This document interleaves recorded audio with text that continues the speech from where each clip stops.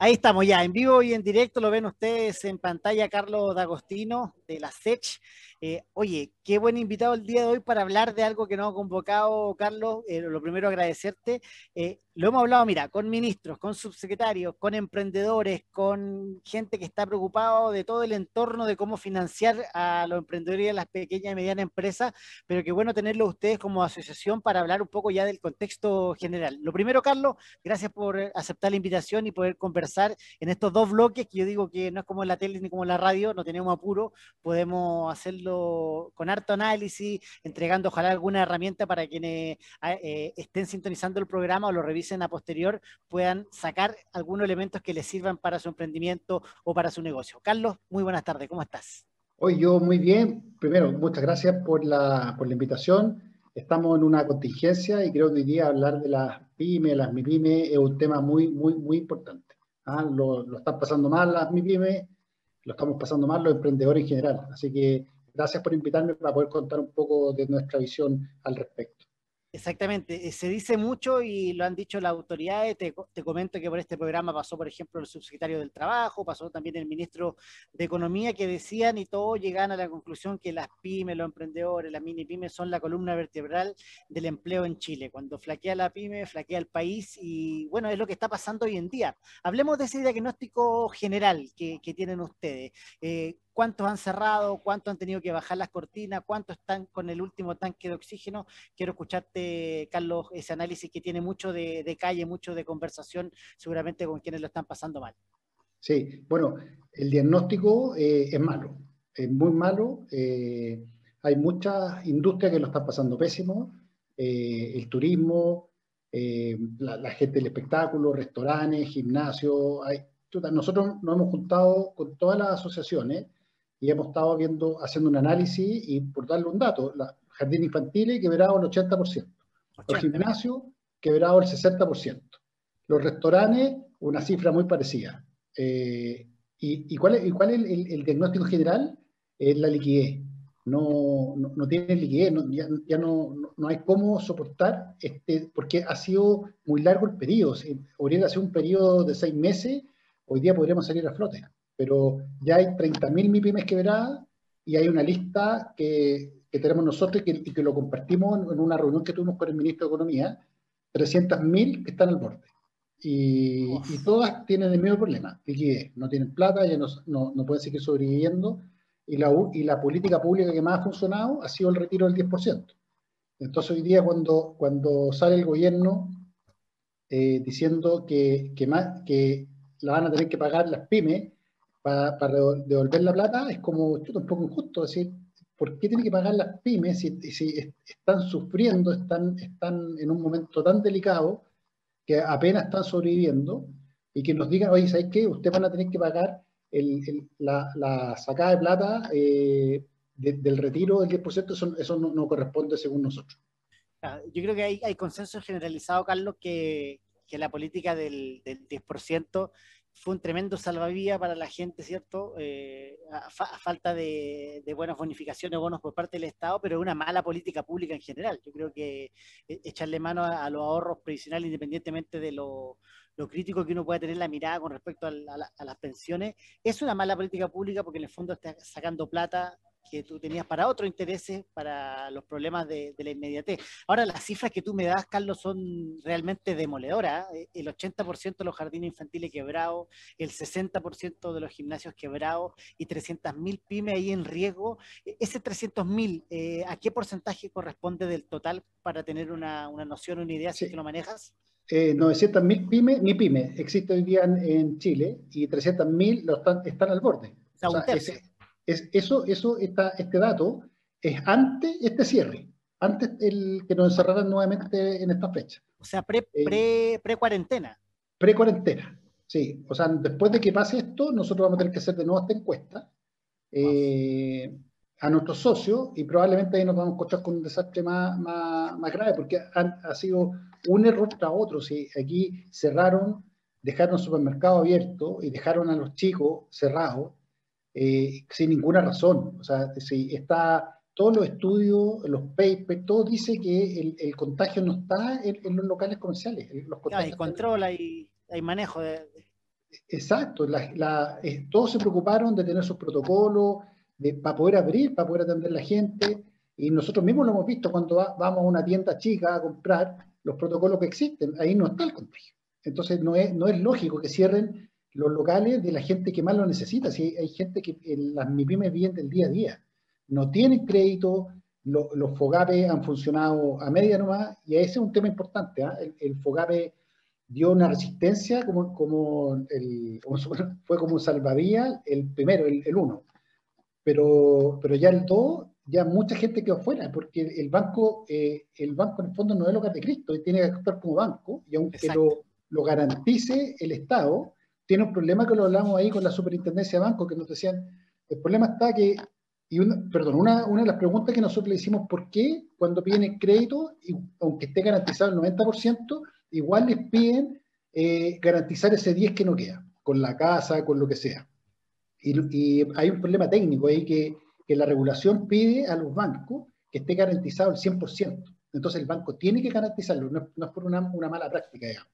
Mira. No puede dejar ese pedacito sin garantía. Entonces aquí el error es del gobierno. El gobierno debería haber garantizado el 100 y no el 90, porque al final del día tienen que igual las MIPYMES dejar algo y generar en su casa, las que tienen que poner para poder sacar un crédito. No, la frase que tú utilizas es muy de sentido común y bien decidora. O sea, los bancos no son el hogar de Cristo y claramente eso lo han sentido las medianas y pequeñas empresas que yo decía que en tiempos de bonanza el Estado les prendía velita, les hacía favores y los trataba como lo dijo Ilustre, pero uno esperaría el mismo trato en tiempos en donde las vacas están flacas, en donde empiezan a quebrar esta cadena que es bien frágil. Yo conversaba la otra vez con un experto que me decían que esa sensación de que las pymes son fuertes, de que tienen espalda financiera, es sumamente errado, digamos. Tú lo decías un poco en el diagnóstico, Carlos. Estamos hablando de pequeñas y medianas empresas que estaban, si bien pujando, contratando gente, etcétera, pero sí viviendo muy al día a día. Bastó un pare de un mes para que se terminara todo el presupuesto que tenían, quedaran con las deudas de los bancos. Ese es más o menos el panorama que ustedes han podido ver, ¿no? Sí, es que yo iría un poquito más allá de las vacas flacas, porque en definitiva esta pandemia es una cuestión universal y está afectando, es una cuestión afectado a todas las pymes en todo el mundo. Pero en otros países hay liquidez, están ayudando a las pymes. Aquí en vez de ayudar, las cierran. No dejan emprender su actividad. Quieren hacer e-commerce, no los dejan. Quieren pedir un crédito para poder sobrevivir y le cierran la puerta. O sea, en vez de prestarle 10, que es lo que le alcanza, le prestan 1. O sea, al final del día, ¿quién puede vivir así? Es ilógico. Es, no es sustentable en el tiempo tener a mi pyme que vivan así. Genera estrés, ya estar encerrados estrés. No tener Claro. plata estrés. Y no poder pagar, que por lo último que hemos leído, es lo más terrible que a uno le puede pasar en la vida. No tener plata para pagar, eso genera una angustia tremenda, siendo personas que sí son esforzados, quieren trabajar, quieren sacar su familia adelante y se ven imposibilitadas porque los cierran y los bancos te cobran igual te cobran el crédito, igual te cobran la luz, el agua, hay que comprar la mercadería, el proveedor hay que pagarle. O sea, aquí no hay un ecosistema como que se entendiera y dijera, oye, ¿sabes qué? Aguantémonos todos bajemos un poco, a lo mejor los bancos, oye, 6 meses, no sé, de no pago, pero no se puede, no, es insostenible, Simón, estar así, es insostenible. A nosotros nos llaman todos los días un montón de pymes diciendo, por favor, ayúdennos. Hubo unas personas de un restaurante que nos pedían, oye, piden el 50% del retiro para los restaurantes, nosotros no necesitamos esa plata, porque ellos están sobreviviendo, los socios sacaron el 10% la primera vez para darle un poco de liquidez a su restaurante, porque tienen que seguir pagando los impuestos. Estando cerrados, siguen pagando impuestos. Entonces, ¿por qué nos cobran impuestos? Y si no pagan, se van a la tesorería y al final eso es una rueda que va a ser un embargo en un tiempo más. Entonces dice, oye, ¿cuál es el sentido? O sea, ¿cuál es la ayuda pensando en la gravedad de esta pandemia? Si esta pandemia ha sido muy, muy larga y ese es el problema real que hay. ¿Y qué sentido de realidad el análisis que tú haces, Carlos? Estamos conversando con Carlos D'Agostino, él es el director nacional de la SECH, con respecto a esta situación que están viviendo los más pequeños de la cadena productivas en nuestro país, pero que son a su vez los más importantes porque son los que producen el 70% del empleo a nivel nacional. Y en un país, además, que, Carlos, es largo, que tiene realidades distintas, pero que estamos sometidos a una misma política pública. O sea, Providencia está en cuarentena, pasa ahora el jueves a fase 2, lo que es una buena noticia para algunos comerciantes, sector de gastronomía sobre todo, pero es la misma realidad que se vive en Coyhaique, que tienen otras dificultades, que el acceso, por ejemplo, a los combustibles más caros. Eso también es bien errado desde mi punto de vista. O sea, una política pública para un país tan diverso y tan distinto como el Chile, lo que ocurre en el norte o lo que ocurre en el sur y en el centro es diametralmente opuesto con respecto a necesidades, a costos, etcétera. Sí, eso pasa, Simón, porque lamentablemente no nos hemos modernizado como país. Y como cada uno aquí tiene sus datos, nosotros tenemos nuestros datos, Economía tiene sus datos, Corfo sus datos, la Academia, todos tienen datos, Los problemas de los datos que no están, los problemas de los datos. no están cruzados. Claro. Entonces, lo que falta acá es un problema claramente un problema de modernización, de tener los datos centralizados, que todos podamos hacer uso de esos datos. Porque nosotros le pedimos datos al Servicio de Impuestos Internos y chuta, hay que pedir los datos por transparencia, no son accesibles.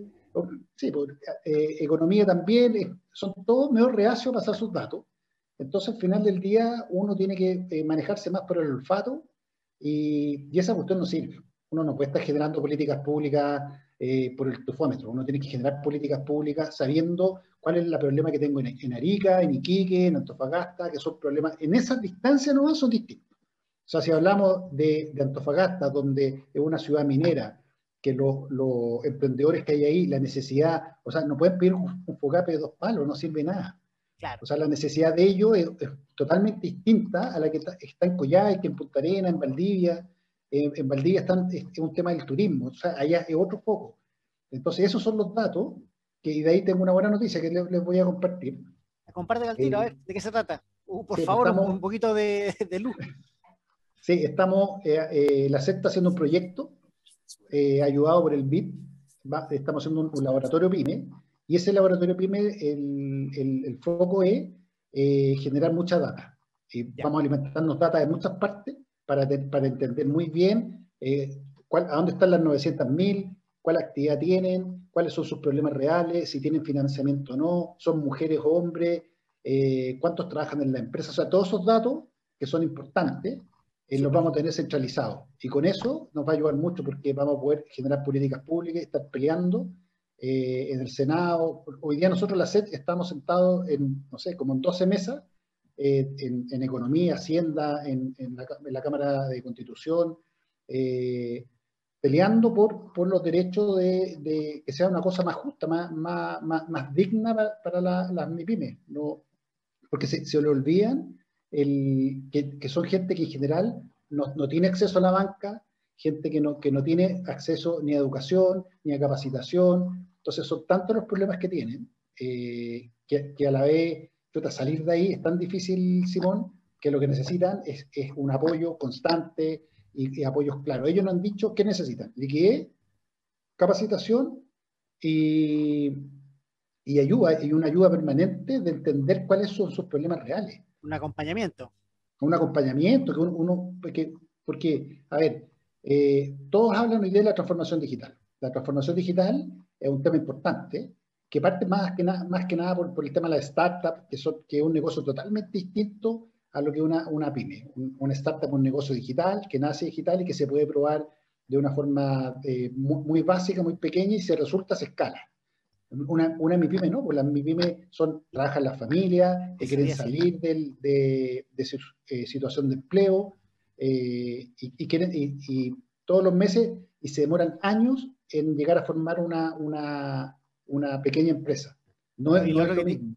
Y decir que las startups también tienen un tema generacional distinto, que generalmente son cabros jóvenes que vienen con otra noción de mundo, pero lo que sí hemos visto también es que en algunos emprendedores y emprendimiento hoy en día, se mezclan las generaciones. No sé, pienso en un almacén de barrio, por ejemplo, que ha estado administrado por el abuelo de la familia, por los papás, y los cabros jóvenes, que son la primera generación, a veces de estudios superiores, que estudiaron una carrera quizás o técnica, universitaria, prestan ayuda y ayudan a ese proceso de digitalización que hemos visto hoy en día.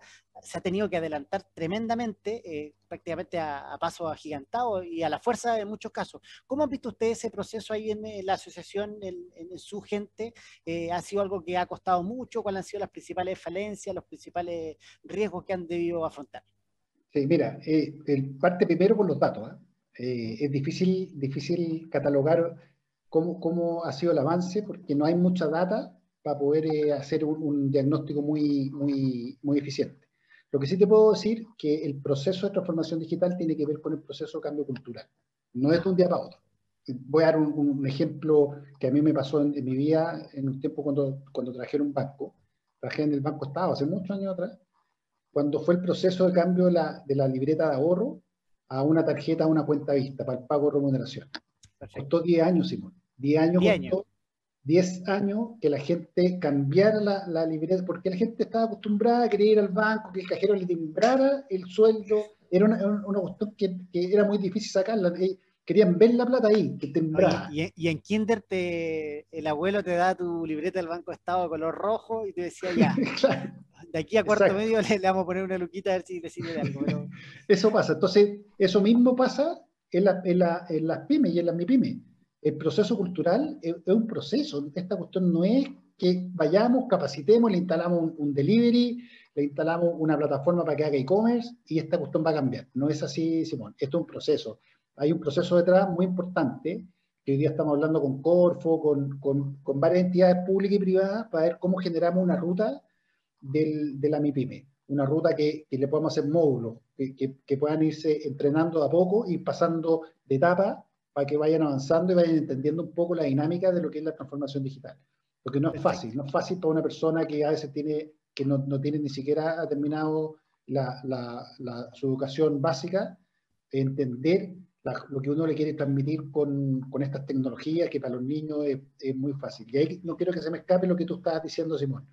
Hay un proyecto muy entretenido que lo estamos pensando hay una agenda ahí que tenemos con la Superintendencia de Banco, tiene que ver con cómo hacemos educación financiera en los colegios para que esos niños ayuden a sus papás. O sea, si un niño sabe de educación financiera, probablemente ayude si su papá tiene un almacén, puede dar alguna idea, puede orientar a su papá en hacer algunas sería cosas. clave, No muy comete clave, errores. ¿eh? Eso es muy Sí. importante. Muy importante. Carlos D'Agostino, vamos a la primera pausa musical, ¿qué te parece? Volvemos ya en el segundo bloque para hablar de los desafíos que hay en materia de pequeña y mediana empresa, los más chiquititos, los emprendedores, que como hemos dicho, son la columna vertebral de este sistema de trabajo que tenemos acá en nuestro país y que en tiempos de pandemia han estado ahí flaqueando. Vamos a la pausa musical, regresamos de inmediato, estamos conversando con Carlos D'Agostino, él es director nacional de la SECH. No te quedes fuera. Conversaciones de futuro para Latinoamérica. Cada martes y jueves a las 9 de la mañana en LATAM 2050 con Ángel Morales. Somos divoxradio.com.